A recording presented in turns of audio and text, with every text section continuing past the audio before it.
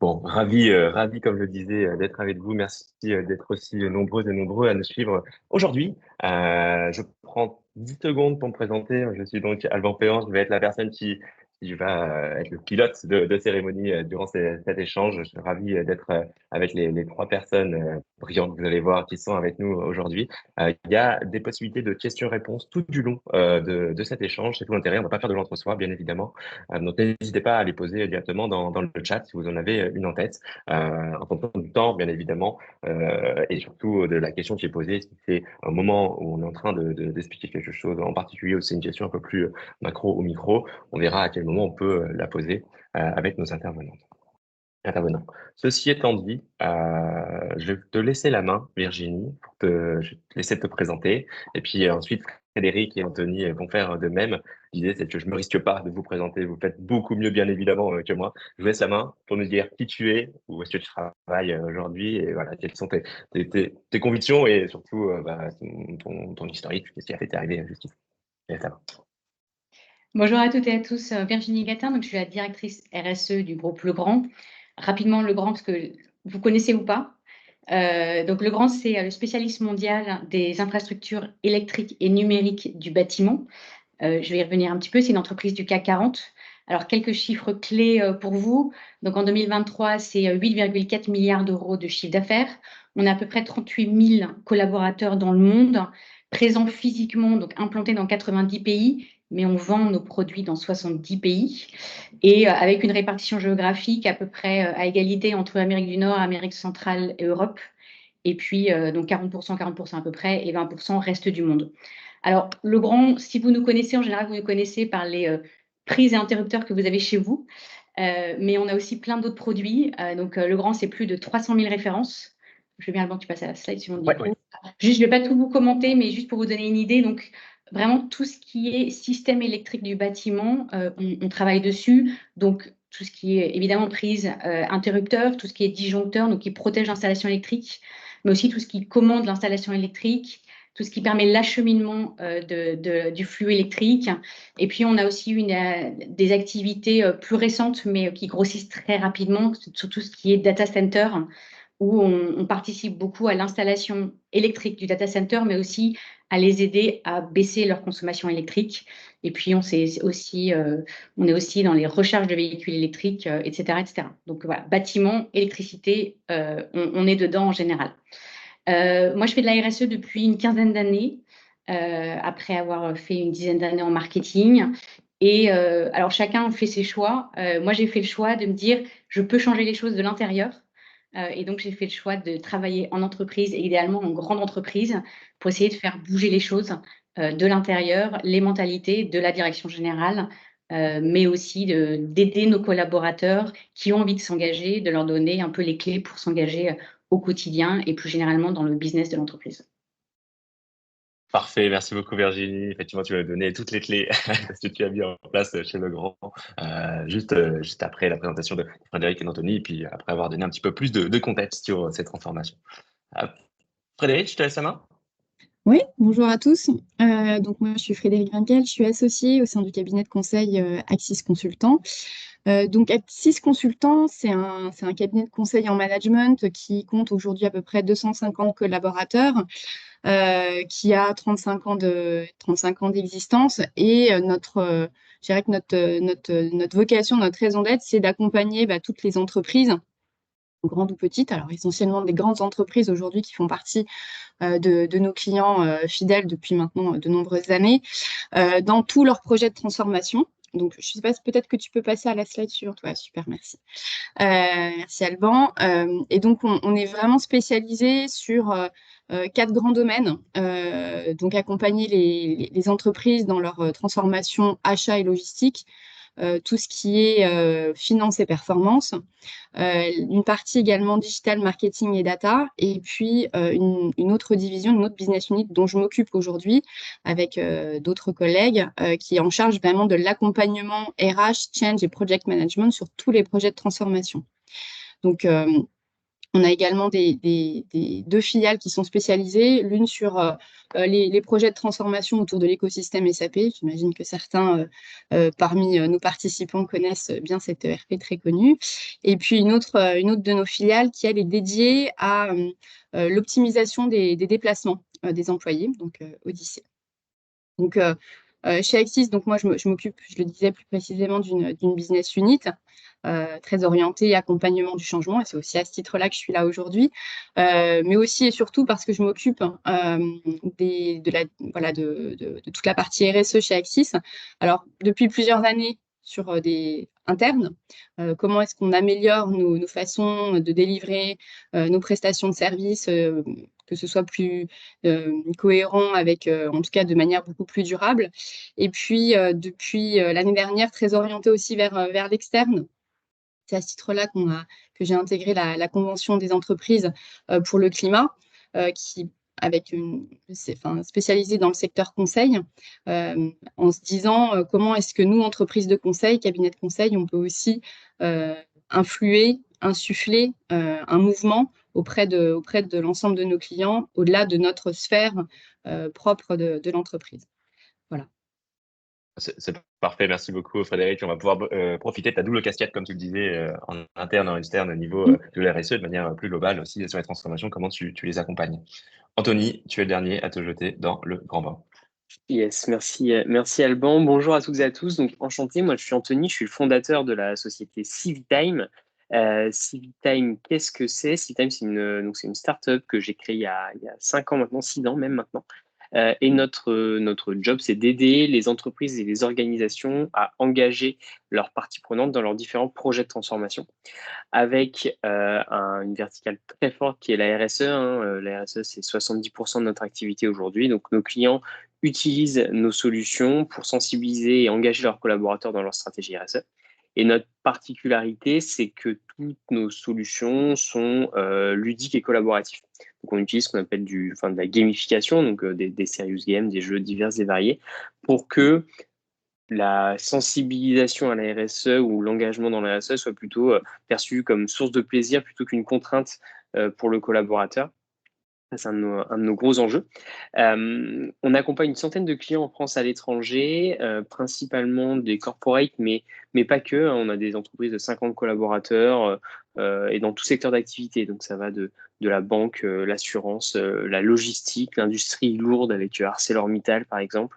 Donc voilà. Et pour parler plus d'où je viens, moi, avant de créer Civitime, j'étais ingénieur en développement durable, ingénieur d'affaires en développement durable dans une filiale d'Engie.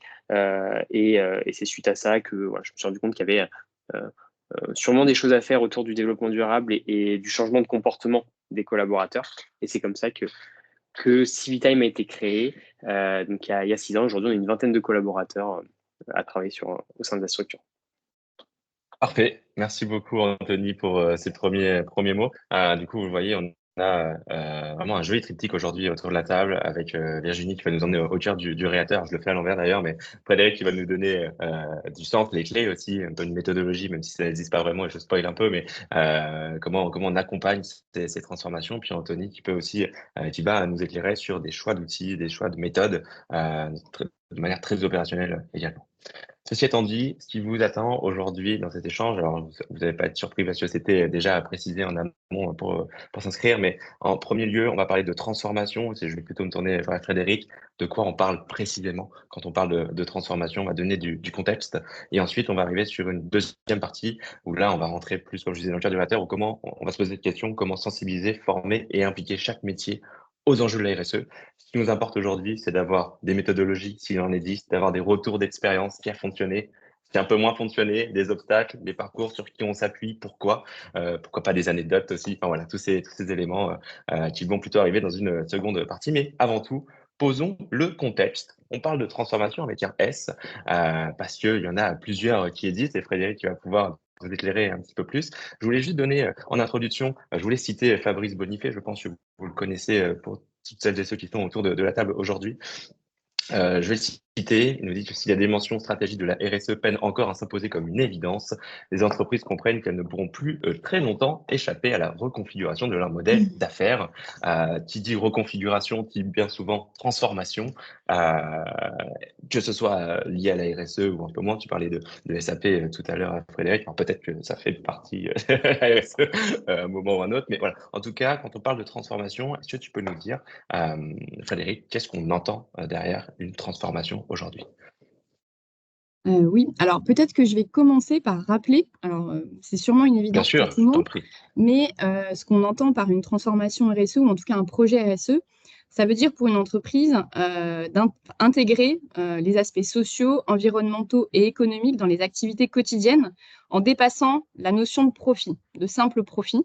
Donc en gros, ça signifie que la croissance infinie, telle qu'on la connaît peut-être aujourd'hui ou qui était un but en soi, la recherche du profit, quoi qu'il en coûte, c'est désormais fini. Et ça, je pense que c'est un vrai changement de paradigme pour les entreprises et qui explique aussi le pourquoi de notre table ronde aujourd'hui. Pourquoi est-ce qu'on a besoin justement de sensibiliser sur ces sujets-là. Je préciserai aussi en deuxième point qu'il y a différents niveaux de transformation RSE. Il y a un premier niveau qui est de se mettre en conformité. Virginie en parlera bien mieux que moi sur des sujets de CSRD notamment qui sont plus que d'actualité aujourd'hui. Et c'est évidemment une première étape qui est nécessaire puisqu'elle permet de réduire le niveau d'impact au seuil incompressible. Il y a un deuxième niveau de transformation, c'est comment est-ce que quand on intègre ces aspects-là, on assure la pérennité de l'entreprise. Donc là, on est encore à un step supérieur. Donc, ces deux premières étapes, pour moi, elles sont nécessaires. Mais mon expérience vécue de la CEC l'année dernière me fait dire qu'aujourd'hui, ce n'est pas suffisant et que le mouvement d'après, c'est de générer des impacts positifs nets sur les écosystèmes et la société. Alors, je ne m'attarderai pas sur le sujet parce que c'est un vrai sujet à part entière. Ça mériterait un webinaire tout entier, rien que pour en parler. Je pourrais vous en parler des heures. Mais en tout cas, c'est comment est-ce que l'entreprise œuvre pour l'intérêt général d'une manière beaucoup plus globale. En tout cas, peu importe le niveau de la transformation qu'on veut avoir, qu'une entreprise ambitionne, un projet de transformation RSE, c'est quoi qu'il en soit un véritable enjeu.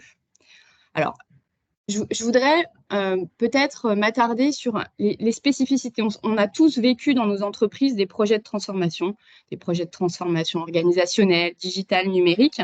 Vous allez me dire, en quoi est-ce qu'une transformation RSE, c'est si différent d'une autre transformation?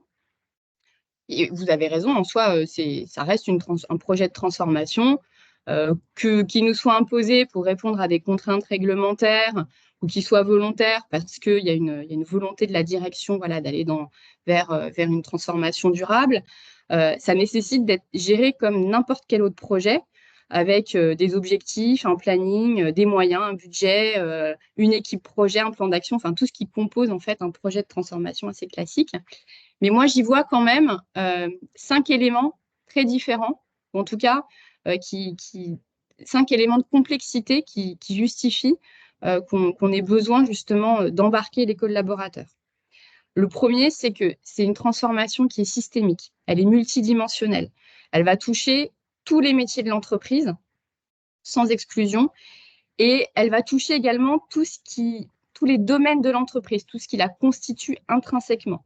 Alors, les habitudes de travail, évidemment, les process, les compétences vont changer énormément. L'organisation, la gouvernance, puisque avec notamment toute la dimension réglementaire, les entreprises, en fonction de leur taille, vont être soumises à des obligations de comité éthique, de comité RSE, etc. Ça va changer potentiellement la culture, les valeurs, j'irais même jusqu'à la raison d'être de l'entreprise. Et puis, comme le dit Fabrice Bonifay, le modèle d'affaires, le modèle économique qui va être bouleversé en profondeur. Donc ça, c'est le premier élément différenciant. Le deuxième élément différenciant, à mon sens, c'est la notion de coût-bénéfice. Quand on parle de projet de transformation, il y a toujours ça qui est sous-tendu derrière.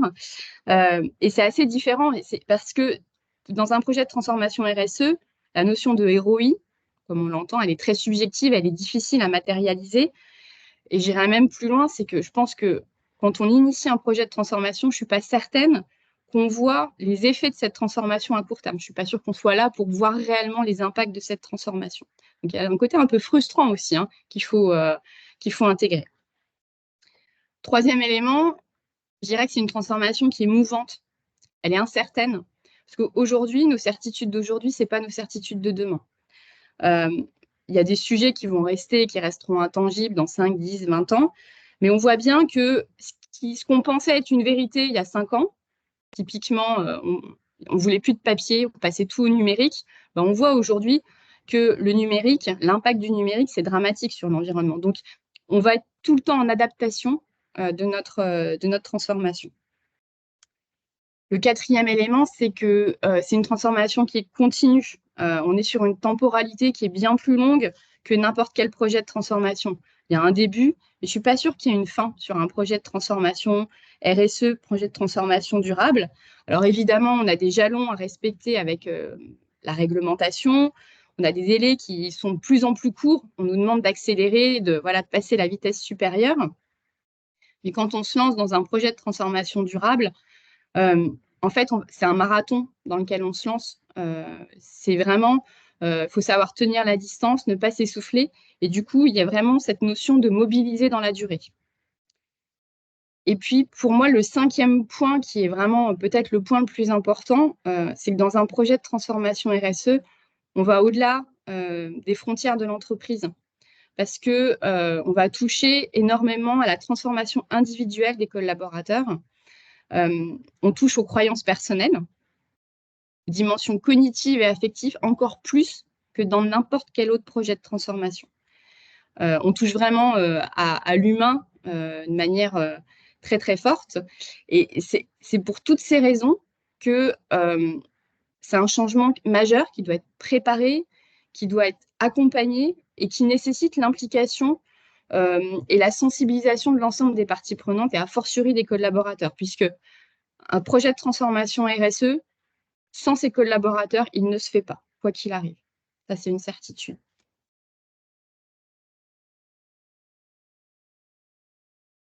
Parfait, Frédéric. Merci beaucoup pour ces premiers éléments. Si vous voulez rebondir, n'hésitez pas encore une fois dans le chat, parce qu'il y a eu beaucoup d'éléments qui ont été positionnés, un contexte qui a été très bien rappelé de ta part, Frédéric. Merci beaucoup avec ces éléments de différenciation que tu as cités.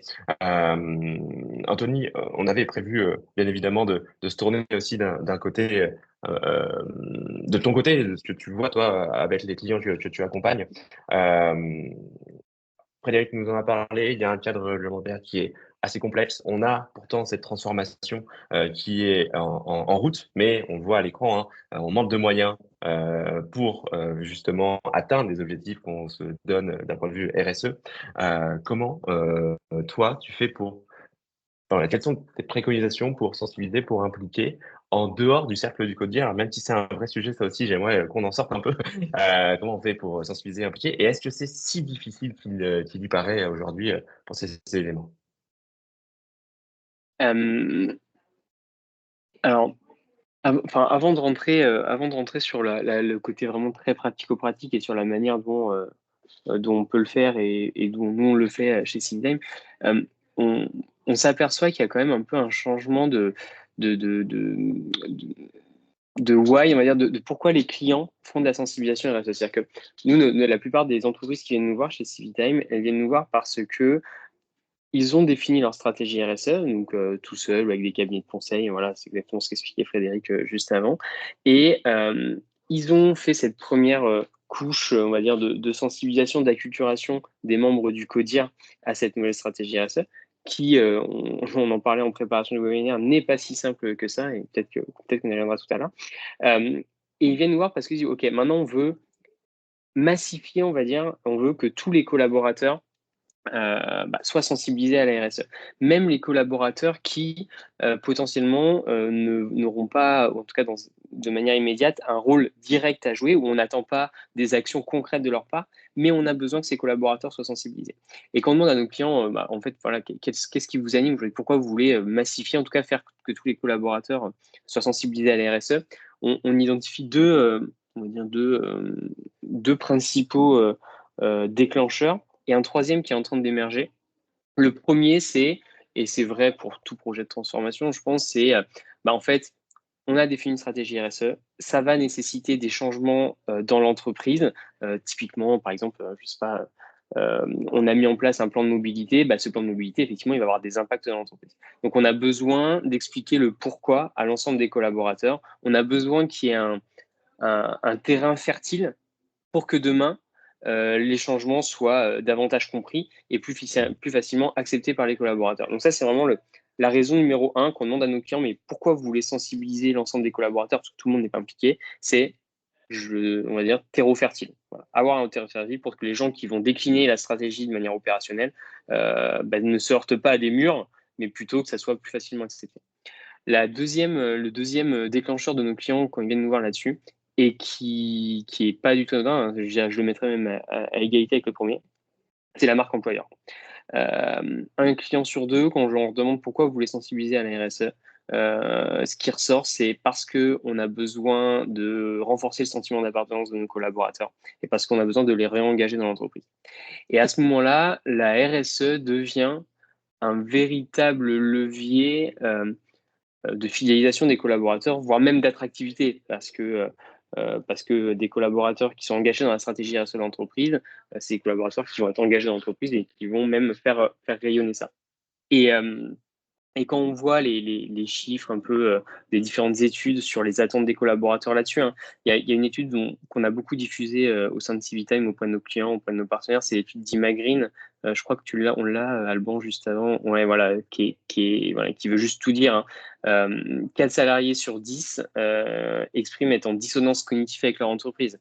C'est-à-dire quoi? C'est-à-dire qu'ils sentent un désalignement entre leurs convictions personnelles en tant que citoyens et ce que met en place l'entreprise, ou en tout cas ce qu'ils perçoivent de ce que l'entreprise met en place. Ce qui n'est pas forcément exactement la même chose entre ce que perçoit le collaborateur et ce que met réellement en place l'entreprise.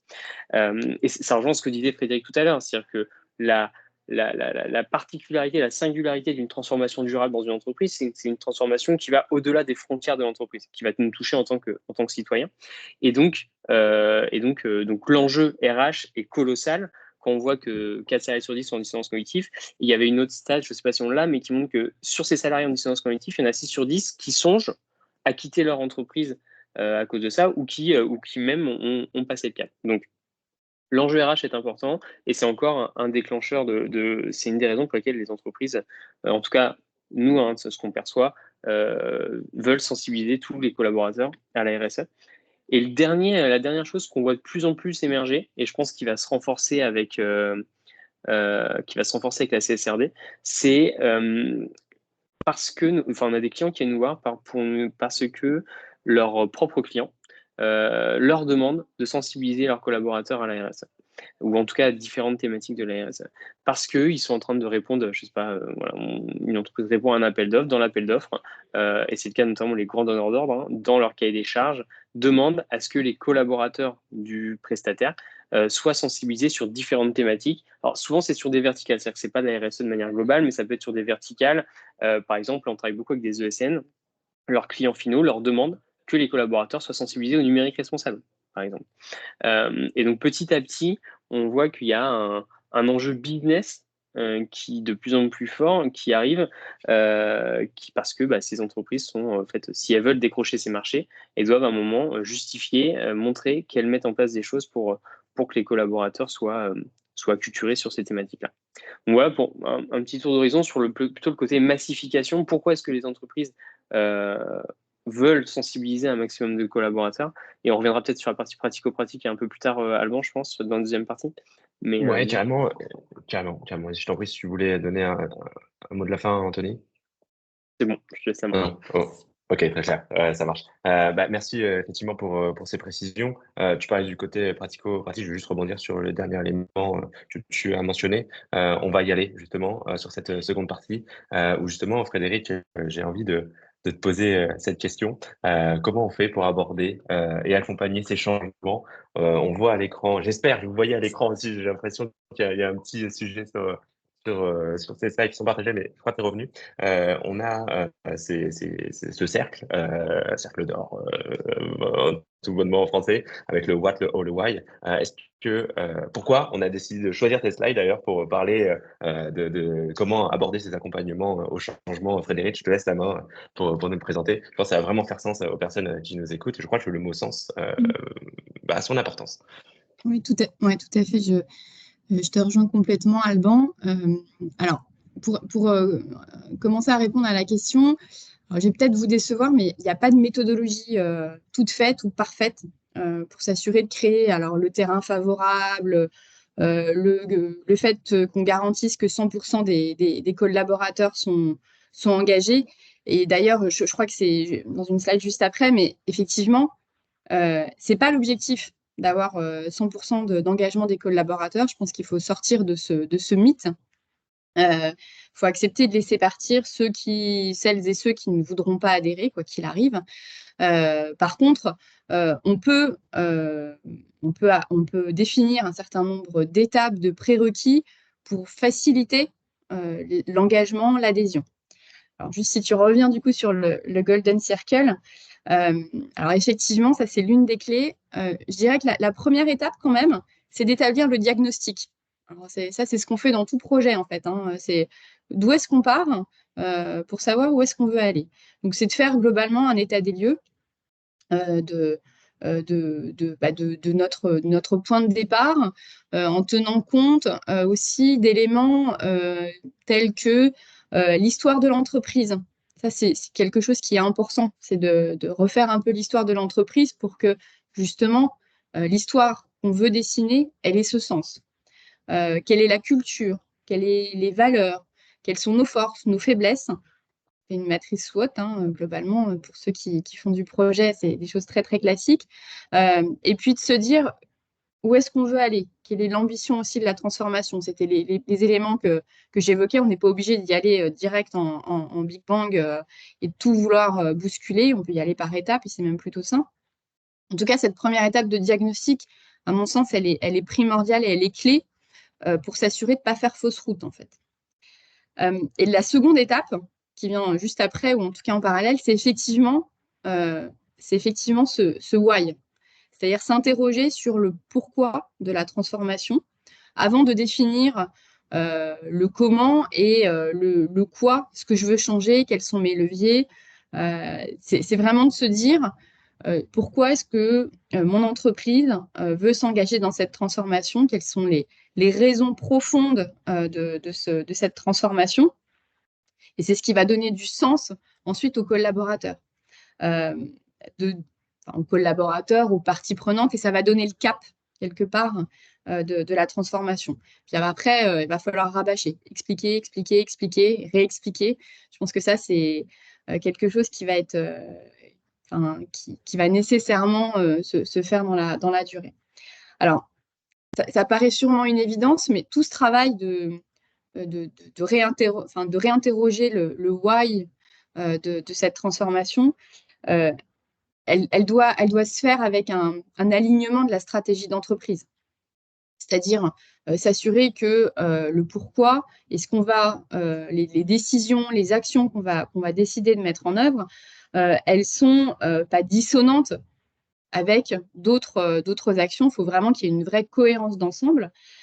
Et c'est pour ça que, à mon sens, embarquer le CODIR, le COMEX, Anthony l'évoquait, en tout premier lieu, c'est indispensable et c'est nécessaire avant d'embarquer les collaborateurs. L'objectif, c'est vraiment de parler d'une même voix.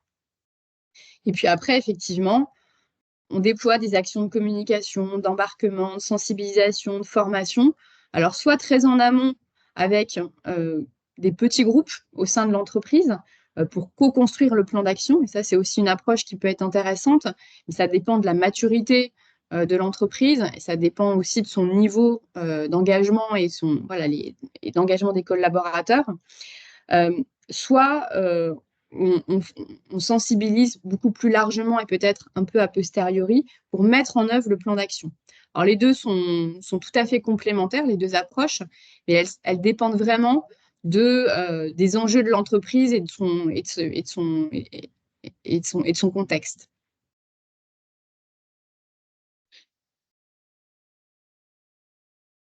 Je pense qu'on m'entend. Parfait. Merci. C'est très clair. En fait, ces trois strates que tu as précisées. Peut-être Virginie, peut-être que tu veux réagir déjà sur ces premiers éléments, ou alors on garde tout pour la fin comme tu le souhaites, parce que on a hâte aussi d'avoir des éléments de retour d'expérience terrain par rapport à justement cette méthodologie, ce cadre, ce terrain favorable, même si on n'a pas vraiment, Frédéric, tu le disais tout à l'heure, mais voilà, peut-être Virginie, avoir ton Ouais, ressenti je aussi. ferai un retour complet après. Ok, d'accord, très clair. Merci. Bon, on prend tous ces éléments-là et puis on aura ton retour complet à la fin. Et Anthony, du coup, je me permets de me retourner vers toi. On parle de ce pourquoi, de ce comment et de ce quoi. Tu l'as dit en introduction, tu as l'habitude de passer par euh, des actions de sensibilisation, une communication qui sont plutôt ludo-pédagogiques, enfin, qui sont gamifiées en tout cas. Est-ce que ça vaudrait le coup, je pense, de rentrer dans cette précision de ce que tu mets en place aujourd'hui? Pourquoi vous mettez ça en place avec vos clients? Et puis, du coup, de pouvoir, pas confronter, mais en tout cas avoir aussi, avec l'expérience de Virginie, ce que ça peut apporter justement dans ces sensibilisations et ces actions de communication auprès des collaborateurs et même qu'on pourra parler d'indicateurs ensuite. Oui, complètement. En fait, c'est un peu ce que je disais tout à l'heure quand Mmh. j'expliquais que les gens sont en dissonance cognitive par rapport à l'entreprise. Souvent, c'est pas parce que les entreprises ne font rien, mais c'est souvent parce que les collaborateurs ne savent pas ce que fait l'entreprise. Et c'est un véritable enjeu pour les entreprises. Enfin, l'enjeu de la communication interne est colossal sur des projets comme ça. Et la question, c'est comment on fait pour que justement les collaborateurs, donc ok, on vient de comprendre qu'il faut leur expliquer le pourquoi, que ce pourquoi il est crucial pour vraiment créer les changements dans le temps, très bien. Mais comment on va les toucher? Comment on leur transmet l'information? C'est des questions qu'on s'est beaucoup posées, nous, au sein de Civitime. On s'est appuyé sur des psychologues du travail notamment, pour identifier les leviers psychosociaux sur lesquels il est nécessaire d'agir pour faire qu'un collaborateur soit davantage engagé dans une stratégie RSE. C'est-à-dire sur quel bouton il faut appuyer dans la tête du collaborateur pour qu'il comprenne les enjeux auxquels l'entreprise est confrontée, qu'il adhère à ce qu'elle met en place pour qu'il ait envie de s'y impliquer derrière. Bref, on a fait tout un travail là-dessus. Et enfin, chacun de ces leviers psychosociaux, on sait, OK, comment on les active, ces leviers? Et l'évidence, on va dire, qui est arrivée, c'est d'utiliser la gamification. Alors, la gamification, c'est un terme un peu barbare, enfin, en tout cas qui peut paraître un peu barbare. Souvent, quand on parle de gamification, les gens s'imaginent qu'on va faire jouer les collaborateurs à Mario Kart ou à Pac-Man. C'est pas du tout ça. La gamification, c'est juste le fait de transformer une activité qui peut être perçue comme contraignante en une activité qui va être stimulante et source de plaisir pour le collaborateur. C'est vraiment ça notre enjeu. Nous, ce qu'on veut, c'est que alors désolé s'il y a des DPO, des gens qui font de la RGPD, mais on ne veut pas que la RSE soit perçue comme la RGPD. D'accord? La RGPD, quand les entreprises ont commencé à avoir ces obligations, on a fait des gros e-learning qu'on a mis sur les plateformes de formation, des e-learning d'une heure, et puis obligatoire pour tout le monde, il fallait y aller. Si on aborde la RSE de la même manière qu'on aborde la RGPD ou la cybersécurité, ou en tout cas ces sujets un peu compliance, la RSE va être perçue comme un sujet compliance. Et c'est en tout cas à notre sens, en tout cas ce qu'on fait valoir chez Civitime, c'est qu'on ne veut pas que la RSE soit perçue comme ça, donc il faut leur proposer des nouveaux récits qui vont être inspirants et mobilisateurs. Et donc la gamification nous permet de faire ça. Pour revenir sur la gamification, en gros l'idée c'est d'utiliser des leviers qui vont stimuler des leviers de motivation. On a tous, et ça, ces leviers de motivation, ils sont propres à chacun, hein. Vous voyez, il y a pas mal de théories sur la gamification. L'écran que vous voyez, la roue que vous voyez à droite, c'est ce qu'on appelle les 9 leviers de motivation dans la gamification. En tout cas, les 9 leviers de motivation, propres à chacun. Et l'idée, c'est d'agir sur ces leviers pour pousser les gens à faire des choses, sans les rendre obligatoires. Par exemple, un des leviers de motivation, c'est la notion de compétence et maîtrise. La compétence et maîtrise, c'est quoi? C'est je vais avoir envie de réaliser une activité. Donc, en l'occurrence, nous, c'est des activités de sensibilisation, hein. Je vais avoir envie de réaliser un parcours de sensibilisation. Si je perçois que petit à petit, dans l'avancement de ce parcours-là, je gagne en compétence et je gagne en maîtrise. C'est-à-dire que ça me fait un peu une sorte de récompense à moi-même. Et si je vois que petit à petit, je deviens meilleur, ça, c'est un levier qui va me motiver à le faire. Alors c'est bête comme tout, mais LinkedIn, par exemple, utilise ça très bien de manière un peu subtile. Quand vous commencez à compléter votre profil LinkedIn, il y a une jauge de progression qui va très très vite au début. C'est-à-dire que très rapidement, vous passez à 80%. Et puis, vous n'avez qu'une envie, c'est d'arriver à 100%. Sauf que vous n'arriverez jamais à 100%. Et donc, vous allez continuer à remplir, etc. Donc là, on est typiquement sur ce côté un peu addictif, on va dire, c'est-à-dire on a envie de compléter cette jauge pour atteindre 200% et être au top. Mais voilà, ça c'est de la gamification. Parce qu'on vous montrer que la gamification, c'est pas que du jeu vidéo, c'est pas ça du tout. Un autre exemple, l'influence sociale. Je prends cet exemple à chaque fois, Alban va rigoler, mais moi, ça me parle beaucoup. Je ne sais pas si certains d'entre vous font de la course à pied et utilisent l'application Strava, par exemple. Strava, c'est une application qui se base à 100% sur l'influence sociale. C'est-à-dire que vous allez courir, vos performances sont enregistrées et partagées à l'ensemble de votre communauté. Et vous vous rendez compte qu'au bout d'un moment, ce qui vous fait aller courir, c'est pas le fait d'aller courir, c'est parce que derrière, vous allez avoir des likes et des partages et des commentaires de votre communauté. Donc, ça, typiquement, c'est aussi des leviers qu'on va utiliser, nous, pour sensibiliser les gens à la RSE. C'est-à-dire que les collaborateurs, les parcours qu'on propose vont être souvent collaboratifs et les collaborateurs vont pouvoir s'encourager les uns les autres à aller plus loin dans leur parcours. Voilà. Et du coup, je contribue, donc on les fait jouer en équipe, donc c'est-à-dire que je contribue à une réussite collective et non pas une réussite individuelle. Donc, voilà. Tout ça, ce sont des éléments de gamification qui vont plus parler à certains qu'à d'autres. Et nous, on va essayer, notre job chez Civitime, c'est d'essayer de se servir de tous ces leviers-là pour justement inciter les gens à réaliser les parcours de sensibilisation. Parce que l'enjeu, c'est ça, c'est comment on fait pour les toucher sans le rendre obligatoire, parce que pour l'instant, les entreprises ne rendent pas encore la sensibilisation et le réseau obligatoire. Ça viendra peut-être. Mais voilà, pour donner quelques exemples un peu plus pratico-pratiques sur la gamification. C'est très clair. Merci beaucoup, Anthony. On est parvenu aussi sur le fait que, on en parlait un peu en off aussi, mais sur le fait qu'on se base sur vous vous basez sur des temps forts aussi pour ces animations. Ça fera l'objet, je pense, d'un autre échange parce que le temps tourne malheureusement. Pour autant, je crois que le moment est venu, Virginie, d'avoir votre retour d'expérience. Je me suis permis d'aller projeter ces slides avec vos feuilles de route, enfin votre feuille de route à l'intérieur de laquelle il y a des piliers sur 2022-2024. On peut commencer par là. La question qu'on se posait, c'est finalement chez Legrand, comment ça se matérialise, qu'on vient de se dire, sur ces transformations, sur l'accompagnement au changement, sur la sensibilisation, l'engagement, tous ces termes qu'on a utilisés juste avant. Je te laisse la main pour nous donner les clés, les bonnes pratiques, les obstacles peut-être que tu as pu rencontrer durant ces belles années où tu es chez Legrand. Merci Alban. Donc moi je vais compléter, en fait, je vais faire ce que Frédéric et Anthony ont dit sur le côté plutôt comment on implique les métiers, comment concrètement on déploie dans l'entreprise. Je vous dis tout de suite, on ne fait pas les choses parfaitement comme Frédéric et Anthony l'ont montré. Il y a la théorie, puis malheureusement la pratique est un peu moins belle. Mais enfin, moi aussi, en les écoutant, j'apprends plein de choses et je me dis qu'il y a des choses à déployer chez nous dans le futur. Donc la façon dont on fonctionne, et là encore, on n'est absolument pas parfait et tout ne fonctionne pas formidablement, mais ça fonctionne plutôt bien. La façon dont on fonctionne, c'est déjà, il faut poser le cadre. Donc, c'est nos feuilles de route RSE. Donc, on refait des feuilles de route tous les 3 ans qui posent vraiment les priorités dans l'entreprise.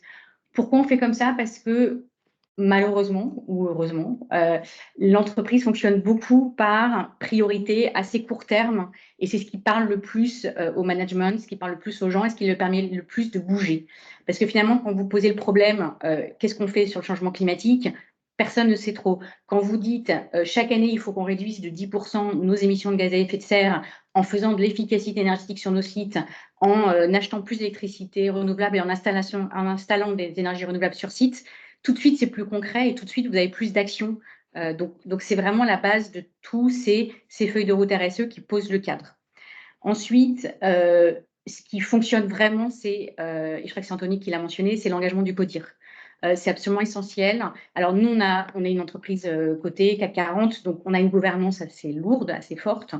Et donc, c'est l'engagement du CODIR, l'engagement du conseil d'administration, avec une vraie compréhension de ce qu'on fait et pourquoi on le fait. Et évidemment, il faut qu'ils adhèrent parce que ça nous aide à passer nos décisions et à avancer. Donc, c'est vraiment un élément très important.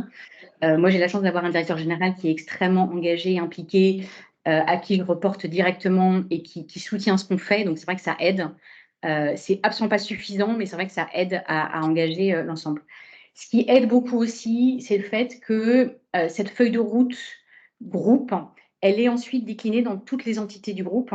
Donc, chaque entité, donc chaque pays, chaque fonction a sa propre feuille de route, évidemment en relation directe avec la feuille de route groupe. Et 20% du bonus de chaque responsable de l'entité dépend de la réalisation de sa feuille de route. Et tout de suite, ça fait bouger les lignes, c'est évident, ça aide beaucoup.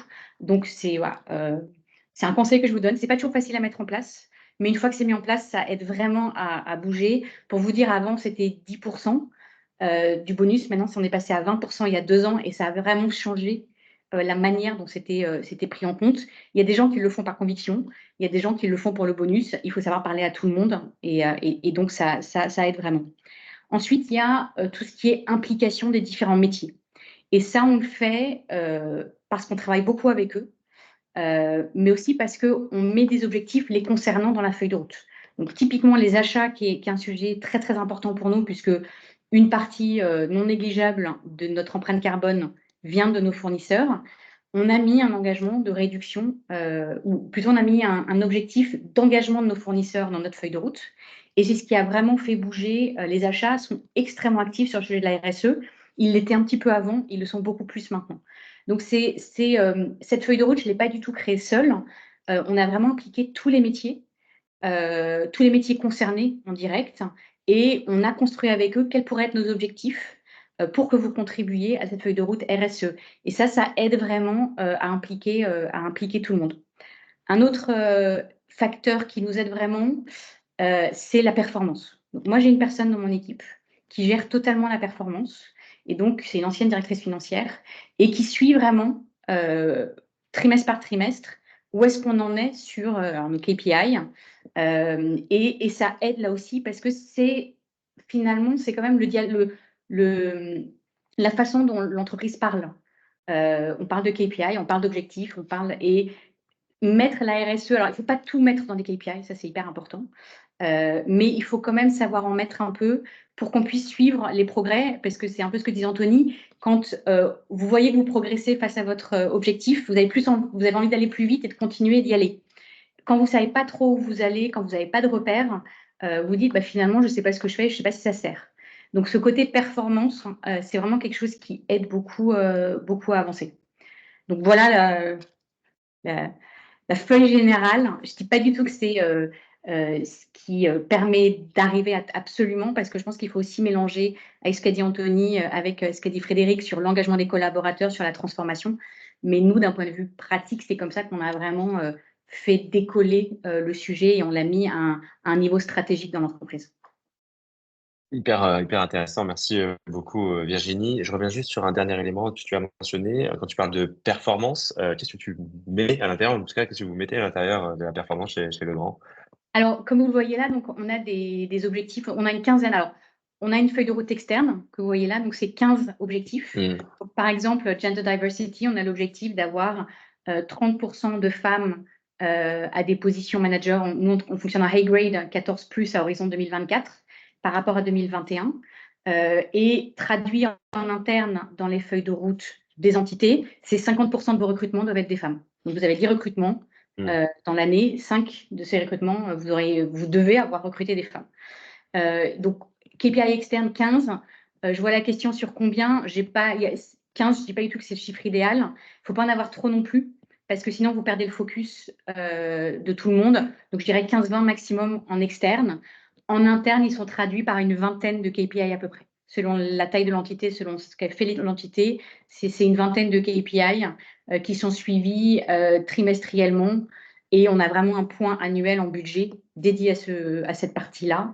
Les patrons des entités sont challengés sur leurs résultats sur ces sujets. Parfait, je vois que ça répond parfaitement à la question, en tout cas. Anthony, Frédéric, peut-être que vous voulez réagir aux éléments qui ont été partagés par Virginie? J'ai d'autres questions, mais je ne veux pas vous lancer à midi 20 sur trop d'autres sujets, mais si ça vous a fait penser à quelque chose ou si vous voulez réagir. Non, moi, je trouve que la démarche, elle est tout à fait saine en plus, au-delà d'être efficace, je dirais qu'elle est saine parce qu'effectivement, alors c'est vrai que le bonus de 20%, on pourrait dire que on dévoie le sens profond de la transformation, mais du moment que ça marche, tous les moyens sont bons. Moi, j'avais juste une question, Virginie, complémentaire. On parle tout à l'heure, par exemple, je parlais du fait que les entreprises, de plus en plus, en tout cas, ce qu'on pressent, c'est que vont sur la RSE pour des enjeux business auprès de leurs clients, etc. Est-ce que vous arrivez à faire transpirer, on va dire, ces engagements-là, tout ce que vous portez, votre méthodo, sur vos fournisseurs? Est-ce que vous arrivez à les embarquer là-dedans? Alors oui, on y arrive, c'est pas simple. On y arrive déjà parce que les achats sont convaincus et donc ils vont vraiment. On s'est rendu compte. Alors le grand, ça peut paraître une très grande entreprise, mais en fait on est présent dans plein de pays puisque comme on s'occupe d'électricité, les normes électriques sont très différentes d'un pays à l'autre. Donc on a des usines dans 90 pays. On produit localement aux normes locales. Et du coup, nos fournisseurs locaux, c'est beaucoup des PME locales finalement, c'est pas des multinationales. Et en fait, on s'est rendu compte que c'est pas qu'ils voulaient pas, c'est qu'ils savaient pas quand ils y arrivaient pas. Donc, on a quelques gros fournisseurs, mais la plupart, c'est quand même des grosses entreprises PME locales. Et donc, on a mis au point des outils. Donc, on l'a fait avec Ecovadis, des outils pour les aider à comprendre, par exemple, ce qu'est une empreinte carbone. Comment est-ce que je calcule mon empreinte carbone? Je l'ai jamais fait. Comment je fais? Puisque nous, on leur demande de s'engager sur l'empreinte carbone. On les aide à la calculer et on les forme. Donc, on a pris un prestataire pour former nos fournisseurs au sujet du carbone. Comment est-ce que je mets en place un plan d'action?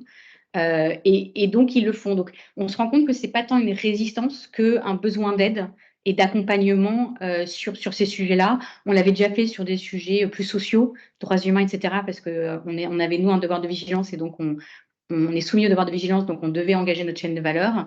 Donc, on avait déjà travaillé avec eux sur d'autres sujets, mais on se rend compte qu'au final, ce n'est pas tant de la résistance que le fait de ne pas savoir, de ne pas être assez gros pour avoir les personnes en interne experts du sujet. Et donc, on est aussi là pour les aider à monter en compétences et à mieux comprendre, d'un côté, les enjeux et deuxièmement, à s'engager. Très clair, je me permets de reprendre la main aussi et recentrer juste sur les collaborateurs en tant que tel, chaque métier, on le disait aussi. Très important, bien évidemment, les parties prenantes externes, c'est pas le sujet. Il y a Aurore qui nous pose une question, c'est pour ça que je rebondis à ce sujet. Elle nous demande quelles sont les réticences que tu as pu rencontrer, Virginie, comment tu les as soulevées, vraiment au niveau collaborateur. Je pense que c'est important de le recentrer parce que, à mon avis, comme tu disais, il peut y avoir des résistances ou pas d'ailleurs. Mais s'il y en a eu, comment tu as fait pour accompagner en douceur ou en tout cas Pas toujours en répondre douceur. Ouais, peut-être, voilà, c'est ça, c'est peut-être pas le bon terme. Il y a deux niveaux, parce que ce qui est très clair, hein, c'est que j'ai la chance d'avoir un comité de direction engagé et quelque part, je dirais un top management engagé. Ce qui est toujours compliqué, c'est le middle management. Parce que je pense que Frédéric et Anthony en ont beaucoup parlé. La transformation d'entreprise, c'est compliqué et il faut engager tout le monde. Nous, on en a pris le parti de ne pas engager tout le monde, pas parce qu'on ne voulait pas, c'est juste que ça n'allait pas assez vite dans ce qu'on voulait faire. Mais ça ne m'empêche pas de me dire, en les écoutant, qu'il faut qu'on se rattrape aussi et il va falloir engager tout le monde. Donc, je prendrai le cas du middle management qui n'est pas toujours convaincu. Je vais être très franc avec vous, le 20% de bonus aide beaucoup. C'est-à-dire qu'à un moment, quand la volonté de faire ne suffit pas, finalement, il faut leur parler leur langage. Donc, leur langage, c'est le financier, c'est le bonus. Bon, bah, on parle de bonus. Pour d'autres, c'est il faut qu'ils aient un objectif dans la feuille de route qui les concerne directement, sinon ils ne sont pas intéressés, ils ne s'impliquent pas. Bah, on travaille là-dessus. Et après, plus largement, on a une feuille de route qui ne parle pas toujours à tout le monde. C'est-à-dire qu'il y a des collaborateurs dans les usines, ils ne se sentent pas concernés. Et là, on arrive vraiment sur ce qu'ont présenté Anthony et Frédéric, c'est comment est-ce qu'on engage tout le monde, même quand ils ne sont pas directement concernés par ce qu'on fait. Mais là où ils seront directement concernés dans le futur, de toute façon, c'est, on en a un petit peu parlé, les business models de demain. C'est-à-dire qu'on sait que nos business models vont évoluer. Fabrice Godifé le disait en début.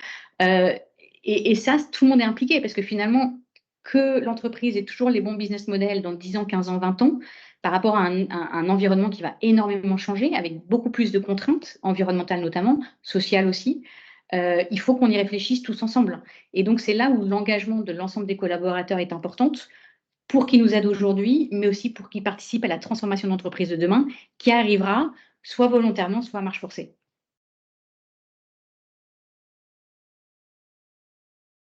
Très clair, encore une fois. Merci, Virginie, pour ces précisions.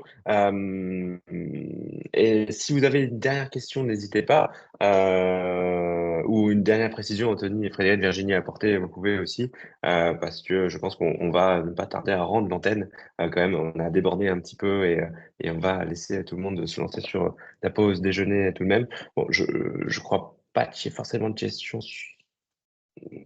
Juste peut-être un commentaire, parce que c'est un sujet qui intéresse peut-être un peu Bien plus sûr. les grosses entreprises, c'est la CSRD. Juste la CSRD, qui nous concerne dès cette année, va un petit peu perturber notre fonctionnement habituel. Mais je vais dire, je pense que ça ne va pas durer très longtemps. C'est-à-dire que c'est un gros bout à embarquer. Ça prend beaucoup de temps. C'est un petit peu rigide au début parce qu'il y a les auditeurs, parce qu'il y a beaucoup de compliance et il y a beaucoup de reporting à faire dessus. Mais je pense qu'à terme, ça va participer à notre sujet, c'est-à-dire que comme ça va concerner un bout beaucoup plus large de l'entreprise, je pense que d'ici 2-3 ans, quand on aura digéré la CSRD, on aura un engagement plus fort des collaborateurs et on arrivera vraiment plus dans cette transformation d'entreprise qui est finalement l'objectif de l'Union européenne avec la CSRD. Donc, c'est temporairement un petit peu un frein parce que c'est un peu lourd et que ça nous déroute un petit peu de ce qu'on fait habituellement. Mais je pense qu'à terme, ça permettra d'aller dans le sens de ce qu'on veut, c'est-à-dire impliquer beaucoup plus largement tous les collaborateurs de l'entreprise parce que ça élargit le champ des sujets qu'on couvre. Parfait, merci Virginie. Vous étiez prêt pour la CSRD côté Legrand? On était prêts, on n'est jamais quand c'est un truc aussi énorme. On apprend en marchant. On est soumis depuis le 1er janvier 2024, donc je ne vais pas vous dire qu'on est parfait, mais la structure paraît complexe une fois qu'on se penche vraiment dessus et qu'on travaille dessus, ce qui est notre cas, puisqu'on n'a pas le choix. On comprend la logique. Ça va être très dur, ça va être douloureux pendant au moins 2 ans, si ce n'est 3, mais je pense qu'à terme, ce sera positif. Mais non, on n'était pas prêt, en réponse très rapide. Réponse courte, pas trop. Et une dernière question du coup qui est apparue, j'en profite. Est-ce que tu pourrais, vous pourriez d'ailleurs tous les trois, en fonction de ce que vous avez en tête aussi, nous partager des outils type EcoVadis mis à disposition pour les parties prenantes, notamment les fournisseurs, les parties prenantes externes pour le coup, si vous en avez en tête. Alors, pour nous, c'est vraiment EcoVadis, donc il faut aller voir EcoVadis. Ok. Ils proposent un certain nombre d'outils de soutien des fournisseurs. Ils ont plusieurs options, plusieurs choses différentes, et donc il faut les consulter. Alors, je ne suis pas là pour faire leur pub, hein, mais c'est juste que c'est l'outil que nous on a utilisé et qui pour l'instant fonctionne pour nous. Mais il y en a plein d'autres sur le marché, donc ce n'est pas du tout le seul, loin de là. Je partage, hein, nous, c'est ce qu'on retrouve le plus aussi chez les clients qu'on accompagne. C'est quand même EcoVadis, c'est quand même très connu sur le marché, c'est ce qui est le plus utilisé et reconnu des différentes parties, parce qu'en fait, c'est ça l'enjeu. Hein. Trouver un outil qui est reconnu de personne, bon, ça sert pas à grand chose. Donc, pareil. C'est pas parfait. Merci pour. Ah, pardon, il y avait une dernière question. Pourquoi la FDR externe diffère-t-elle de la FDR interne? Je pense que c'est de ton côté, Virginie. Je l'avais pas effacé autant pour moi. En 10 secondes, en fait, on a donc 15 Oui, KPI externes. Je vais vous donner un exemple. Donc, sur le KPI de réduction, je vous l'ai dit, hein, de nos émissions de CO2. Donc, le KPI externe, c'est réduire de 10% nos émissions de CO2 scope 1, 2 chaque année. Le KPI interne, c'est un objectif d'amélioration de 3% de l'efficacité énergétique de chaque site. C'est 25% de nos sites équipés en panneaux photovoltaïques d'ici 2024 et c'est atteindre 70% d'électricité verte dans nos achats d'électricité. Donc, un KPI externe donne 3 KPI internes pour être très pratique. Donc, c'est pour ça qu'il y en a un peu plus en interne, parce que certains en nécessitent plus d'un pour être applicables en interne et être très concrets. Voilà. c'est très concis, parfait. En tout cas, merci beaucoup. Je pense que voilà, on va vous libérer tous les trois, et puis toutes les personnes qui nous écoutent. C'était très intéressant, aussi bien sur le côté dimensionnement des projets, la transformation en elle-même, culture du réacteur et les outils, comment on peut massifier ces approches. Merci à vous trois pour ces partages. Merci à toutes celles et ceux qui nous ont rejoints, qui sont restés jusqu'au bout malgré les quelques minutes supplémentaires. Si vous avez des questions encore pour Virginie, Frédéric ou Anthony, je pense qu'on peut vous retrouver sur LinkedIn. À mon avis, vous devez passer de temps en temps sur ces réseaux. On se permettra de mettre des liens pour vous retrouver et vous puissiez continuer la discussion avec les personnes qui étaient présentes aujourd'hui. Voilà. Merci à vous trois pour votre temps. Merci à tout le monde qui nous écoutait, comme je le disais, pour votre temps également et pour votre écoute, pour vos questions aussi qui ont été très pertinentes pour le coup. Et on vous souhaite une très bonne journée. Je ne mettrai pas une musique de fin, mais le cœur y est. À bientôt!